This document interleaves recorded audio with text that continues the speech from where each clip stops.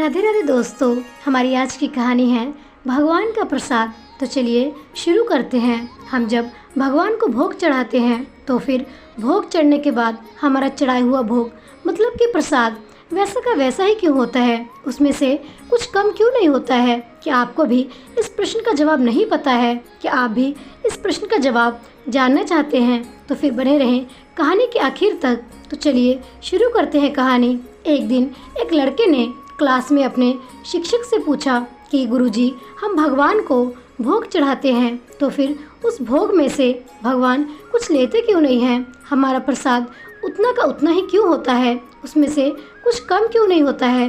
गुरुजी ने उस लड़के को तत्काल कोई जवाब नहीं दिया। उन्होंने उस बच्चे से कहा कि मैं तुम्हें इसका जवाब कुछ समय के बाद देता हूँ। उस दिन गुरुजी ने पाठ के अंत में एक श्लोक पढ़ाया। पाठ पूरा करने के बाद गुरुजी ने सभी शिष्यों से कहा कि वे सब पुस्तक में से देखकर श्लोक को कंठस्थ कर लें। करीब 1 घंटे बाद गुरु ने प्रश्न करने वाले शिष्य से पूछा कि उसे श्लोक कंठस्थ हुआ कि नहीं। उस शिष्य ने पूरा श्लोक शुद्ध शुद्ध गुरु को सुना दिया। फिर भी गुरु ने सिर नहीं में हिलाया। शिष्य ने गुरु से कहा, अगर आप चाहो तो आप पुस्तक देख लो, श्लोक बिल्कुल वैसा ही है जैसा मैंने सुनाया है। गुरु ने पुस्तक दिखाते हुए कहा, श्लोक तो पुस्तक में ही है, तो तुम्हें कैसे याद हो गया? शिष्य ने कुछ नहीं कहा। गुरु ने कहा, पुस्तक में जो श्लोक है वह स्थूल रूप में है। तुमने जब श्लोक पढ़ा तो वह सूक्ष्म रूप में तुम्हारे अंदर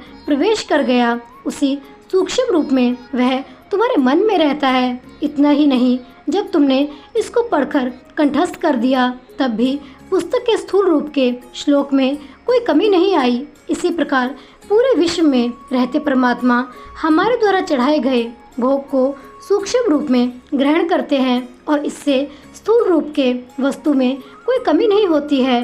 उसी को हम प्रसाद के रूप में स्वीकार करते हैं। शिष्य को उसके प्रश्न का उत्तर मिल चुका था। शिष्य को तो उसका जवाब मिल गया। क्या आपको भी अपने प्रश्न का जवाब मिल गया? मुझे कमेंट बॉक्स में अवश्य बताइएगा। और इस प्रकार आज की कहानी यहीं पर समाप्त होती है।